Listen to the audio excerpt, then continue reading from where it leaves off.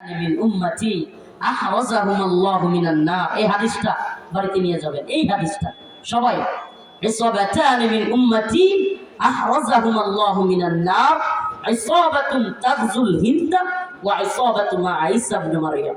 রাসূল বলেছেন, আমার উম্মতের দুইটা দলকে আল্লাহ পাক জাহান্নামের আগুন থেকে মুক্তি প্রাপ্ত ঘোষণা করেছেন। এরা জাহান্নামের আগুন থেকে মুক্ত।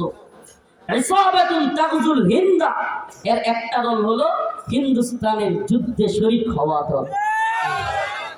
রাসূল সাল্লাল্লাহু আলাইহি সাল্লাম বলেছেন, হিন্দুস্তানের সাথে মুসলমানদের একটা যুদ্ধ হবে। যুদ্ধটার নাম কন্যা গাজওয়াতুল, যুদ্ধটার নাম তাহলে গাজওয়াতুল হিন্দ হবে। হিন্দুস্তানের হিন্দুত্ববাদী ব্রাহ্মণ্যবাদী তাগুতি শক্তির বিরুদ্ধে মুসলমানদের একটা যুদ্ধ হবে। এটা বিশ্বাস করেন তো? এই যুদ্ধে আমনে কোন দলে? আল্লাহ রসুল বলেছেন তিনটা দল হবে। রাসূল সাল্লাল্লাহু আলাইহি সাল্লাম বলছেন কয়টা দল হবে? এক দল প্রথম, রসুলের কথা, আমার কথা। এক দল যারা কিনা হিন্দুত্ববাদীদের বিশাল বড় সেনাবাহিনী আর অস্ত্র দেখা একদল ভাগবে। একদল প্রথমে, দ্বিতীয় নাম্বার দল শহীদ হবে।